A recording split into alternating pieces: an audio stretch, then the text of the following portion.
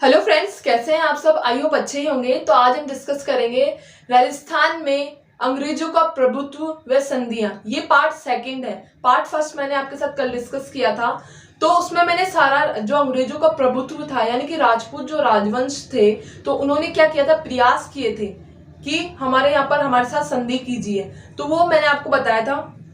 ठीक है, ये पार्ट सेकंड है। तो आज मैं टोटल सारी आपको संधियां बताऊंगी जो कि उन्होंने स्वीकार कर ली थी। किसने? अंग्रेज सरकार ने, यानी कि ईस्ट इंडिया कंपनी वालों ने। ठीक है, ब्रिटिश सरकार ने। तो आइए दोस्तों, एक चीज मैं आपको बता देना चाहती हूँ कि फर्स्ट पार्ट में कल मैंने क्या बताया था, प्रभुत्व बताया था कि प्रयास कर रहे थे जब राजपूत राजवंश। तो उसमें मैंने एक चीज जो कि बाय मिस्टेक आपको गलत बता दी थी।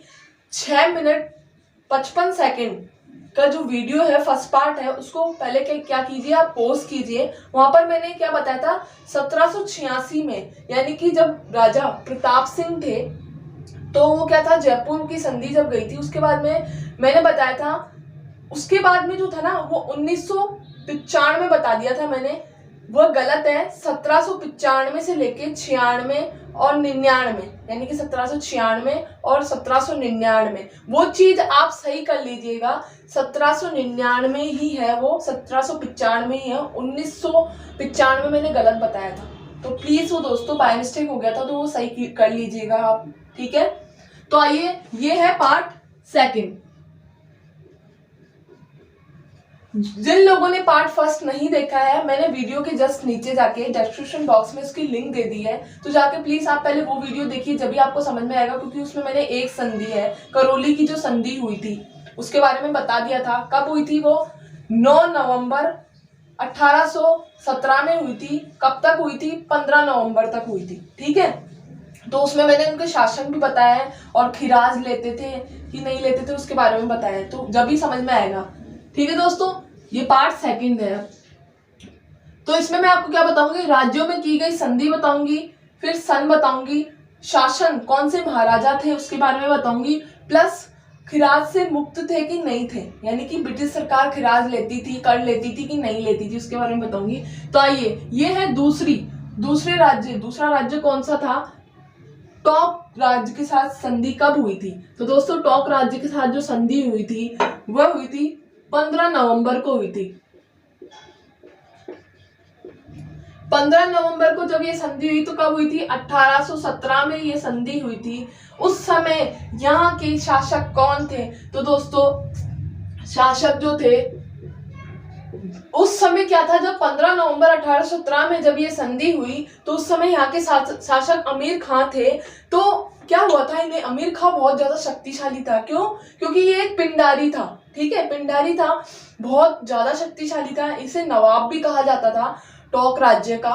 तो क्या हुआ था, ब्रिटिश सरकार के साथ जब इसने संधि की थी, क्योंकि ये बहुत शक्तिशाली था, और ये मराठाओं को क्या करता था कि खिराज नहीं देता था, यानी कि कर नहीं देता था बिल्कुल भी। तो इसको खिराज से तो मुक्त कर दिया किसने? उस समय क्या था कि रेजिडेंट कौन था वहां का? तो चार्ल्स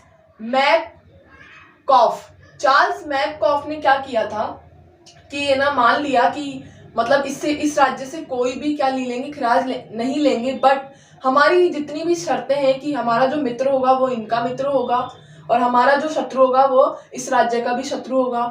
हमें इस राज्य से सैनिक, जब सहायता की जरूरत पड़ेगी तो टॉक हमें सैनिक सहायता देगा, यानी कि ब्रिटिश सरकार को सहायता देगा वो। ठीक है, इसके बाद क्या हुआ था कि है ना, जो जितनी भी मतलब मांगे थी ब्रिटिश सरकार की तरफ से कि हम आपसी मामले में, अगर आपने और राज्यों से सहायता लिया, अन्य राज्यों को खिराज दिया, तो इस पर दंड भी दिया जाएगा। आप अन्य राज्य, अगर आपका कोई भी मामला होता है तो पहले आप हमसे बात करेंगे, बाद में आगे तक बात पहुंचाएंगे। ये सारी क्या थी, शर्तें थी ब्रिटिश सरकार की। ठीक है, अंग्रेजों की। इसके बाद में इसलिए इनसे खिराज नहीं लिया जाता था। ठीक है, टॉक संधि जो कि हो चुकी थी 15 नवंबर को। इसके बाद में नेक्स्ट जो संधि हुई वह किसके साथ की गई दोस्तों? वो संधि हुई थी कोटा राज्य के साथ।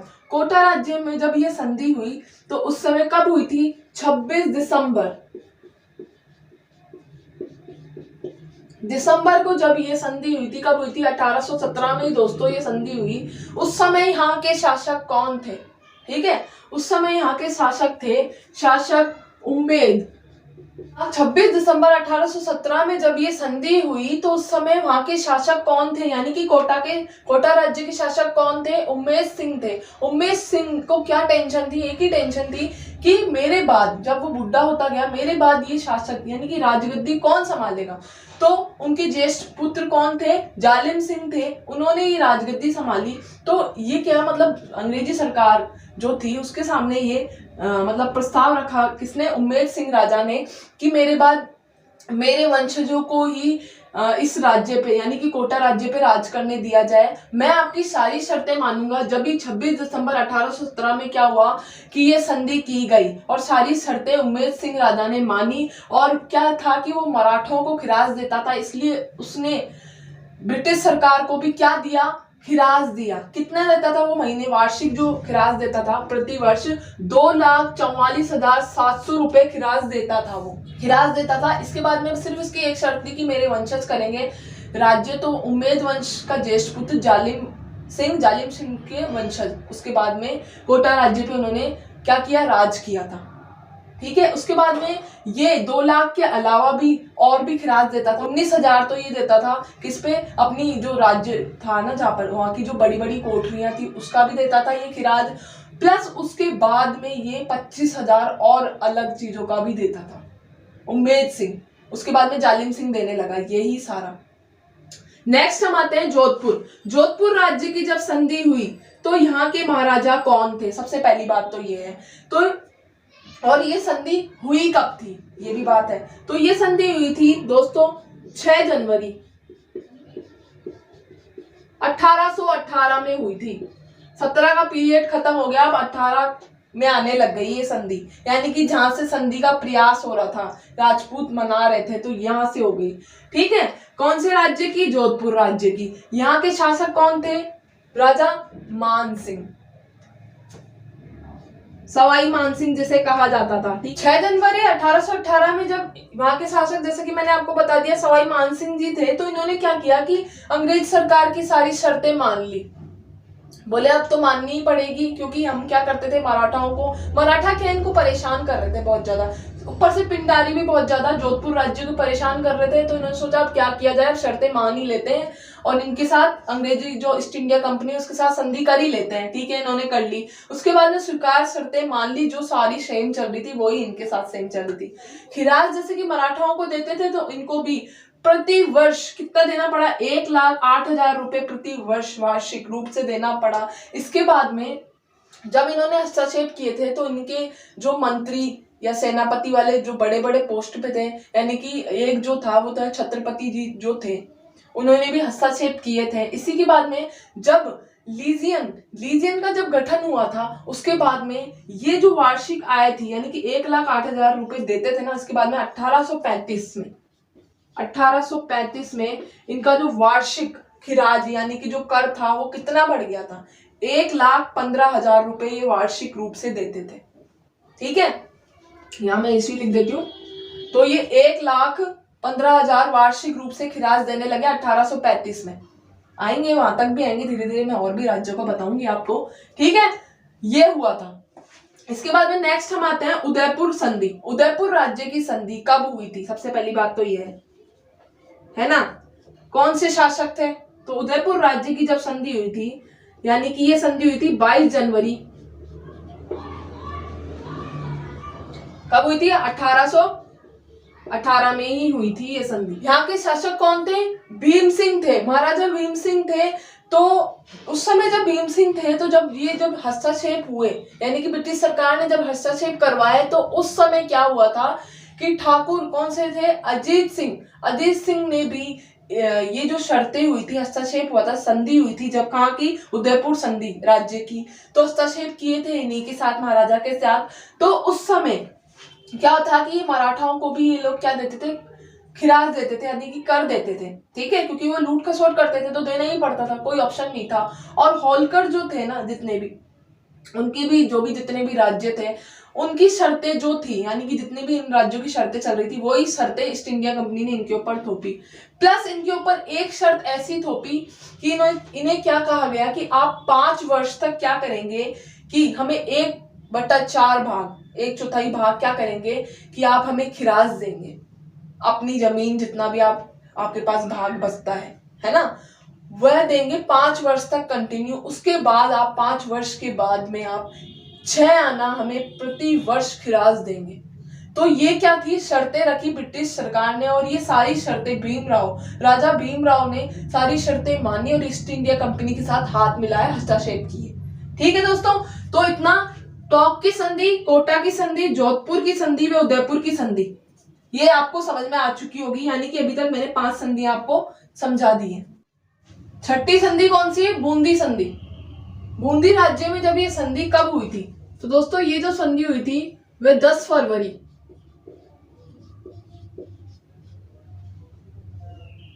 कब हुई थी, 1818 में ही हुई थी।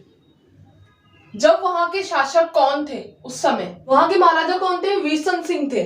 वीरसन सिंह के ऊपर क्या हो रहा था कि मराठाओं का और पिंडारियों का आक्रमण इतना ज्यादा बढ़ गया था कि ये महाराजा परेशान हो चुके थे कि अब मैं अपने राज्य को कैसे बचाऊं। तो इन्होंने क्या किया, ईस्ट इंडिया जो कंपनी है उनके साथ क्या किया कि संधि की।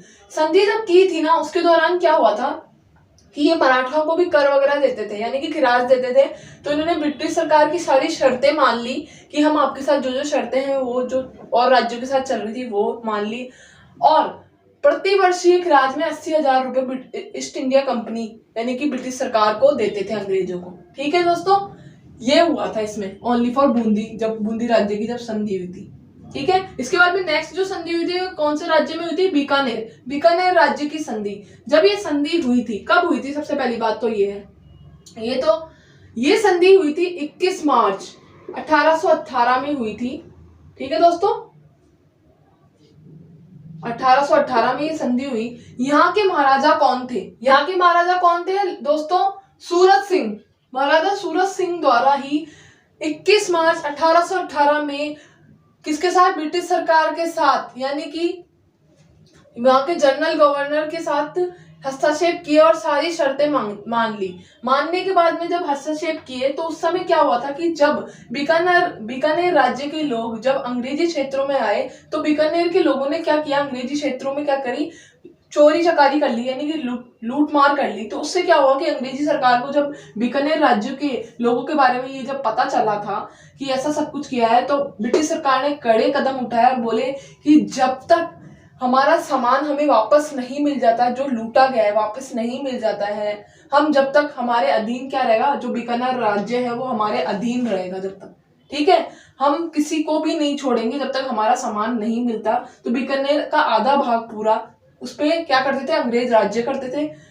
और पर एक बात थी कि मराठा और जो मराठी थे और जो लोग थे वो बीकानेर राज्य कभी भी उनको क्या नहीं दिया, कभी भी उन्होंने खिराज में कुछ भी नहीं दिया। यानी कि बीकानेर पहले भी ना तो खिराज देता था, कर देता था, और ना ही उसने अंग्रेजी लोगों को खिराज दिया। मतलब अंग्रेज भी उसी से ही कर वसूल कर रहे थे जो पहले राज्य खिराज देते थे, कर देते थे मराठाओं को और लोगों को। उसके बाद में नेक्स्ट जो राज्य वो है किशनगढ़। किशनगढ़ राज्य में संधि, किशनगढ़ राज्य में संधि कब हुई, सबसे पहली बात तो है किशनगढ़ राज्य की संधि जब हुई थी वह कौन से डे पे हुई थी, तो 7 अप्रैल 1818 में ये संधि की गई थी। उस समय यहाँ के महाराजा कौन थे, यहाँ के महाराजा कल्याण सिंह थे। कल्याण सिंह ने क्या किया कि ये संधि करना चाहते थे। वैसे तो मराठाओं वगैरह का किसी चीज का भी इनके ऊपर आक्रमण नहीं हुआ था किशनगढ़ राज्य पे, लेकिन फिर भी किशनगढ़ जो था वो अंग्रेजी ईस्ट इंडिया कंपनी के साथ व्यापार करना चाहता था और जुड़ना चाहता था, तो वो जुड़ गया और खिराज से मुक्त था ये राज्य, किशनगढ़ राज्य। उसके बाद में नेक्स्ट हम आते हैं जयपुर। जयपुर राज्य की जो संधि हुई थी वह कब हुई थी, तो दोस्तों ये संधि हुई थी 15 अप्रैल को, ये संधि हुई थी 1818 में।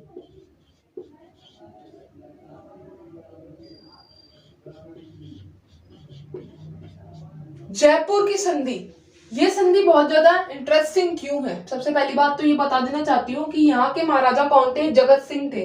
जगत सिंह द्वारा क्या हुआ था, जब जगत सिंह ने जब जयपुर की जब संधि हुई थी उस समय हस्तक्षेप किए। हस्तक्षेप करने के बाद में जो अंग्रेजी सरकार ईस्ट इंडिया ने जितनी भी डिमांड्स की थी वो सारी शर्तें मान ली जो अन्य राज्यों के साथ चलती थी। इसके बाद में जयपुर के साथ में क्या हुआ था कि राजा जगत सिंह के साथ क्या हुआ था कि अंग्रेजी सरकार ने बोला कि और शर्तें इनके सामने रखी। 6 साल तक क्या किया कि खिराज लिया इनसे, क्योंकि ये मराठाओं को भी खिराज देते थे, आक्रमण भी होते जयपुर पे। तो प्रथम वर्ष जो खिराज दिया था वो नहीं लिया गया था, अंग्रेजी सरकार ने नहीं लिया। द्वितीय वर्ष यानी कि 6 वर्ष तक अलग अलग खिराज लिया गया। द्वितीय वर्ष जब दूसरे साल जब खिराज लिया गया वो कितना लिया गया 4 लाख। तीसरे साल कितना लिया गया 5 लाख खिराज लिया गया। चौथे साल कितना लिया गया 6 लाख। पांचवें साल कितना लिया गया 7 साल और छठे 7 लाख सॉरी और छठे साल कितना खिराज दिया गया 8 लाख। छठे वर्ष में जब खिराज लिया गया 8 लाख, उसके बाद में ये जो खिराज था 8 लाख जो था ना वो पूरी तरीके से मानी कि जो अंग्रेजी सरकार ने नियमित रूप से कर दिया कि अब आप 8 लाख ही हर वर्ष खिराज देंगे, यानी कि कर इतना देंगे आप प्रति वर्ष। ठीक है, तो सबसे ज्यादा जो खिराज लिया गया था वो जयपुर राज्य से ही लिया गया था। और ऐसा कहा गया, सरकार ने ऐसा कहा कि अगर जयपुर राज्य के जो महाराजा है, उत्तराधिकारी हैं, अगर वो हमारे साथ अच्छा व्यवहार करेंगे, हमारे साथ बने रहेंगे, हमारी शर्तों को मानते रहेंगे, तो हम उनके कल्याण के लिए, उनके राज्य के कल्याण के लिए सोचेंगे, विचार करेंगे, उसके बाद में उनका कल्याण करेंगे और सहायता देंगे। इतना देने के बाद भी अंग्रेजों ने यही शर्तें रखी थी। तो जैसा कि आप समझ ही चुके होंगे। उसके बाद में आता है नेक्स्ट जो राज्य है वो कौन सा है, प्रतापगढ़ राज्य की संधि। प्रतापगढ़ राज्य की संधि सबसे पहली बात तो हुई कब थी, तो दोस्तों ये संधि हुई थी 5 अक्टूबर 1818 में हुई थी। जब ये संधि हुई तो यहाँ के महाराजा कौन थे, सामंत सिंह। महाराजा सामंत सिंह के द्वारा ये संधि शर्तें, जो कि यहाँ के गवर्नर जनरल थे, उनके द्वारा ये शर्तें मान ली गई थी अंग्रेज सरकार ईस्ट इंडिया के द्वारा। तो उन्होंने क्या किया था कि ये प्रतापगढ़ की संधि में ये तो पता नहीं चला कि खिराज देते थे कि नहीं देते थे, पर ये मराठाओं के जो आक्रमण वगैरह से काफी चिंतित भी थे और परेशान थे, इसलिए प्रतापगढ़ जो था राज्य था उसने संधि की। ठीक है, संधि करने के बाद में क्या हुआ था, यहाँ के राजा ने यानी कि सामंत सिंह ने कुछ शर्तें खुद की रखी कि सरकार हमारे मतलब प्रजा के, मेरे प्रजा के और मेरे जो धार्मिक जो व्यवहार वगैरह उसके बीच में कभी भी दखल अंदाजी नहीं करेगी, कभी भी कुछ चीजों को नहीं रोकेगी ब्रिटिश इंडिया सरकार, तथा वह हमारी जमीन है उस पे बेदखली यानी कि मतलब बाहरी दखल नहीं होना चाहिए, और मेरी जो जमीन रहेगी उस पे उनका खुद का भी दखल नहीं होगा। मैं खिराज दूंगा पर इसमें बाहरी दखल नहीं होगा, सबकी सलाह के अनुसार, यानी कि जब ब्रिटिश सरकार कोई कदम उठाएगी मेरे राज्य के प्रति तो मेरी सलाह भी लेगी। यानी कि यहाँ का राजा इतना मतलब उसने सारी शर्तें मानी भी थी तो अपनी शर्तें सुनाई भी थी। ये हुआ था प्रतापगढ़ राज्य में। ठीक है, और आपको पता ही चल गया कि ये संधि पे जो हस्ताक्षेप हुए थे वो 5 अक्टूबर 1818 में हुए थे। ठीक है दोस्तों, तो अभी तक मैंने कौन कौन सी संधि बता दी है, बूंदी राज्य की संधि बता दी है, बीकानेर की बता दी है, किशनगढ़ की बता दी है, जयपुर तथा प्रतापगढ़ राज्य की संधि बता दी है, यानी कि अभी तक 10 संधि पूरी हो चुकी है। ठीक है दोस्तों, तो दोस्तों नेक्स्ट जो संधि हुई थी वो किस राज्य के साथ हुई थी, डूंगरपुर राज्य के साथ हुई थी। ये संधि कब हुई थी दोस्तों, 11 दिसंबर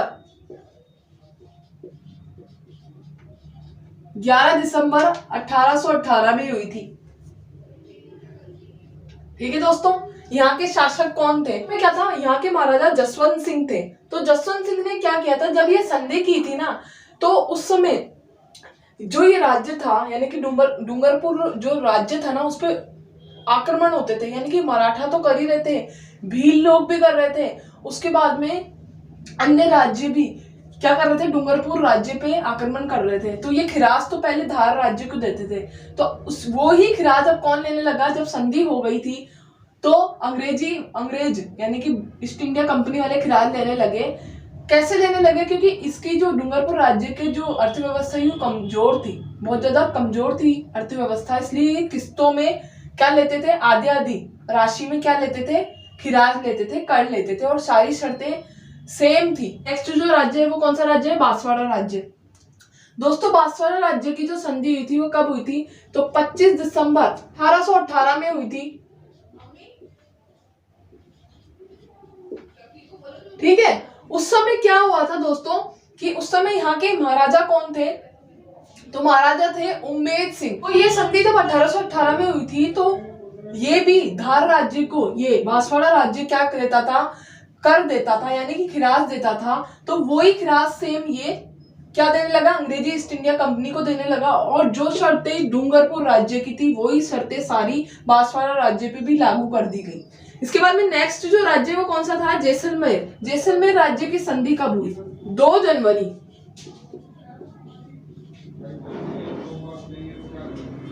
1819 में हुई थी। उस समय यहाँ के महाराजा कौन थे, मूल राव थे। 1 साल बाद में ये संधि हुई थी। मूल राव ने संधि की, हाथ मिला लिया अंग्रेजी ईस्ट इंडिया कंपनी से।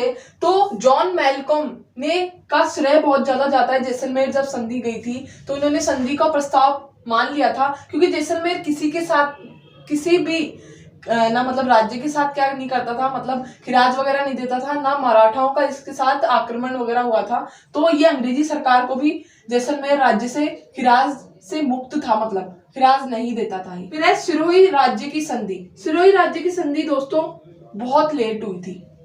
ठीक है दोस्तों, ये याद रहेगा। बहुत लेट क्यों हुई थी, सबसे पहली बात तो ये है कि इसके साथ क्या था कि जोधपुर राज्य भी मिला हुआ था। तो जोधपुर राज्य की सिरोही राज्य के साथ जो प्रभु सत्ता थी वो मिली हुई थी, इसलिए काफी लंबे समय से यहाँ के जो महाराजे कौन थे, शिव सिंह ने काफी समय से ये संधि के लिए प्रयास कर रहे थे, पर संधि नहीं हो पा रही थी क्योंकि अंग्रेजी सरकार ये बात मान नहीं रही थी। वो बोल रहे थे कि आप हमारी शर्तों को नहीं मानेंगे क्योंकि आपके साथ 2 राज्य मिले हुए, और अंग्रेजी सरकार यही चाहती थी 2 राज्य एक साथ ना हो, एक दूसरे की बात ना माने, वो सिर्फ मेरी बात सुने, ये था। ठीक है, तो ये संधि जो सिरोही संधि थी वो कब हुई थी, सबसे पहली बात तो ये है। तो सिरोही संधि हुई थी 11 सितंबर को हुई थी। 11 सितंबर 1823 में ये संधि हुई। जब ये संधि हुई थी ना दोस्तों, तो यहाँ के महाराजा कौन थे, यानी कि 1823 में संधि तैयार मतलब मानी गई ना, ली गई। तो उस समय क्या था, 3 वर्ष पहले का जो खिराज जो मराठाओं को देते थे, या भील जाति या और जो होलकर राज्य इनसे खिराज लेते थे ना, किससे, सिरोही संधि यानी कि सिरोही राज्य से, उससे भी ज्यादा यानी कि 3 साल पहले का क्या लिया गया, खिराज, जो कि अंग्रेजी ईस्ट इंडिया कंपनी ने सिरोही राज्य से लिया। कितना लिया, 6 आना प्रति वर्ष। कि जो जोधपुर राज्य था और सिरोही राज्य को बोला कि आप अलग हो जाइए। उसके बाद में रियासतें जब जुड़ गई थी ना, रियासतों में भी क्या किया था, बहुत सारी शर्तें रखी थी कि आप क्या करेंगे कि हमारी शर्तें जो भी है वो तो मानेंगे, इसके बाद में आप और दखल अंदाजी नहीं करेंगे जोधपुर राज्य के साथ, और जो भी अगर आप काम करते हैं तो हमसे पूछे बिना नहीं करेंगे। इसके बाद में नेक्स्ट है झालावाड़ संधि। झालावाड़ राज्य की जब संधि हुई थी, ये संधि पहली बात तो कब हुई थी दोस्तों, 10 अप्रैल को हुई थी। 10 अप्रैल 1838 में हुई थी ये संधि। ठीक है, याद रहेगा। उस समय यहाँ के महाराजा कौन थे, तो मदन सिंह यहाँ के महाराजा थे उस समय। ठीक है, राजा जालिम सिंह की मृत्यु होने के बाद में मदन सिंह का शासन आया था। उस समय ये संधि को स्वीकार किया था। स्वीकार करने पे ये जो खिराज थे, पहले ये अन्य राज्यों को, झालावाड़ा यानी कि मराठाओं को आक्रमण जो करते थे उनको देते थे, तो अब अंग्रेजी सरकार को ये खिराज देने लगे। कितना खिराज देते थे ये, 80,000 प्रति वर्ष। तो इसी प्रकार से जो मतलब क्या था, राजस्थान में राजपूती जो वंशज थे यानी कि महाराजाओं ने अंग्रेजी ईस्ट इंडिया कंपनी के साथ क्या की, संधि की थी। तो कितने राज्यों ने की थी, 15 राज्यों ने। मैंने 12 बताया था, बाद में देखा तो मैंने 15 पूरे राज्य ऐसे थे जिसने संधि की थी। और भी हैं ऐसे दोस्तों, यानी कि भरतपुर, अलवर, इन राज्यों ने भी 1803 में संधि कर ली थी। ठीक है दोस्तों, तो इसी प्रकार से मैंने आपको टोटल जितनी भी संधियां की थी, किसने, राजपूत राजवंशों ने, महाराजाओं ने, ईस्ट इंडिया कंपनी यानी कि ब्रिटिश, वो सब मैंने आपको बता दी है। तो आई होप आपको ये टॉपिक मेरा सेकंड पार्ट समझ में आया होगा। अगर आपको फिर भी कोई प्रॉब्लम है तो आप मुझे कमेंट बॉक्स में कमेंट करके बताइए। तो ठीक है दोस्तों, थैंक यू।